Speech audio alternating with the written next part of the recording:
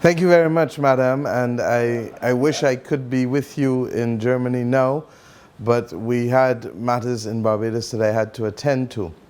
Nevertheless, the burden of whether we can keep global temperatures from rising much beyond the 1.5 degrees of warming cannot fall on the poorest countries, those who are least responsible for the stock of greenhouse gases in the atmosphere.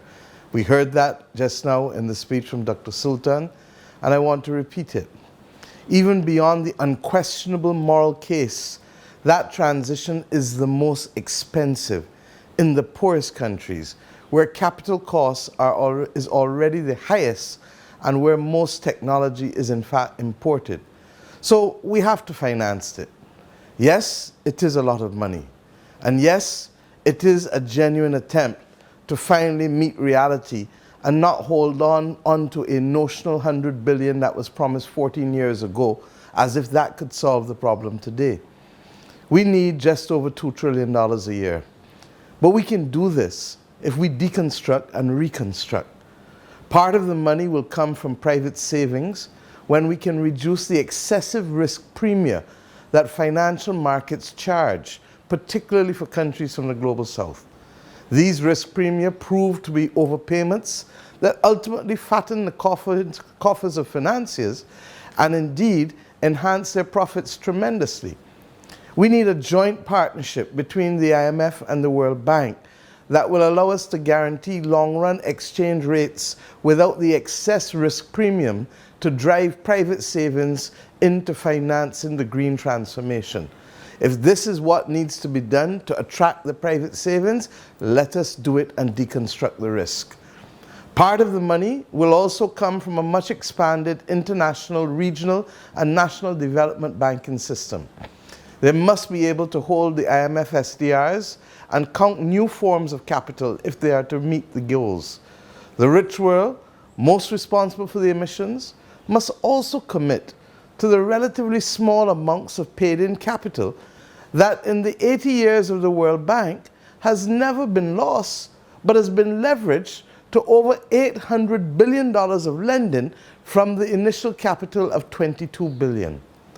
Money representing 0.3% of the rich world's economy can generate the lending needed for the UN SDG stimulus of over $500 billion annually, making the world more resilient to climate and to pandemic shocks, less fragile, and narrowing, of course, the digital divide. And the focus must be on the poorest.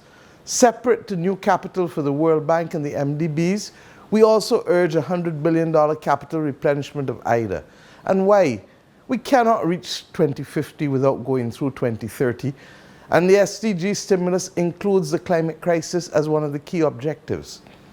Part of the money, where it cannot generate a return and where it cannot be paid back, must come from new taxes and charges.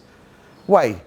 Because we need that new conversation with our economic actors, a get real moment, a world in which the same year that fossil fuel companies make over $1 trillion of profits, 33 million people are left homeless in Pakistan, partly as a result of melting glaciers. 27,000 schools are underwater, and 40,000 have died in the Somalian drought, in a world that will be torn literally apart by deep economic and political fractures where no one, no company would be left safe. We have not found a way to live on the planet Mars, as I keep saying. And therefore, debt alone cannot get countries to where they need to reach. And that is why the Loss and Damage Fund remains so critical a part of that conversation. So I say to everyone, let us talk. Let us talk and settle on the right path forward.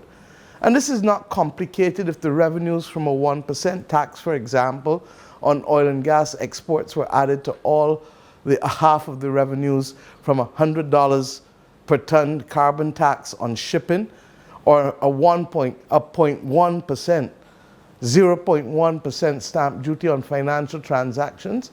A combination of initiatives such as these three, or others that people may prefer, will help us finance the current reconstruction costs from natural disasters, can go ultimately to capitalizing a loss and damage fund And if the issue is liability, let us leave liability at the side for now.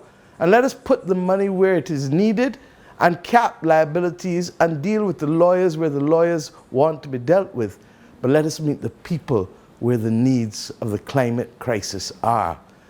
My friends, this really is the core of the Bridgetown Initiative, and it has been improved through further consultation over the course of the last few weeks.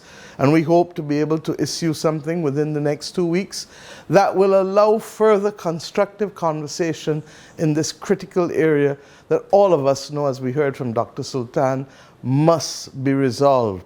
If finance is not accessible, affordable, and available, we are going nowhere.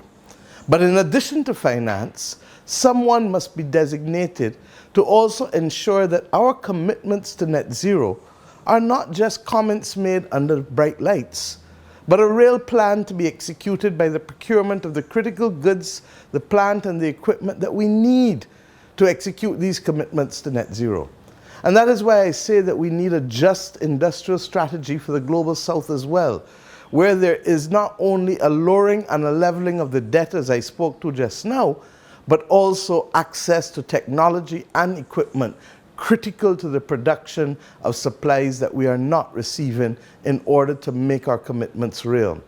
Failure, therefore, my friends, to do so will further erode what little trust remains there in the Global South. We all know that the global stocktake will lead us and must lead us to a course correction. My friends, I said last week in New York as I met with the Secretary General, the world is running out of time to fix the international financial system that is broken, outdated, and downright unfair, but which is absolutely necessary for us to successfully meet and manage the climate crisis. Too many countries are being prevented from fighting this crisis and from creating decent opportunities for billions of people, their citizens, because there are growth opportunities in this battle. If countries cannot access the finance they need at rates they can afford, the world will lose the battle regrettably, not simply the countries who have not been able to finance it. And if they have the finance but cannot buy what they need, the world will still lose the battle. I have said, as I said recently, what is good for the North is good for the South, is good for the East, and is good for the West. This is not only the moral and right thing to do, but it is the best development strategy for the people of the developing world. It is indeed the best development strategy for the planet. I'd like to commend the listening tour undertaken by Dr. Sultan Al-Jaber, as this was and is the only way of understanding what consensus can look like across this world. And more than anything else, we must go to Dubai with a record and not a promise. That will be the best example of the honesty that the Secretary General called for in his address this morning. And we must make it happen along the way. We can start from where we are today in Germany, or we can go to Paris where the new Global Financial Pact will be discussed, or we can do it at the Climate Ambition Summit in New York in September, or the annual meetings in Marrakesh in October, or the total of all of them, such that when we reach Dubai, we do so, Sultan, with a record and not only promises. The developing world now needs honesty and a record in order to continue to play its part. We wish you, Sultan, and the people and government of UAE all of the very best as you get ready to host COP28.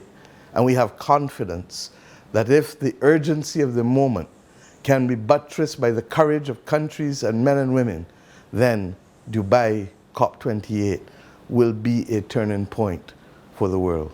Thank you.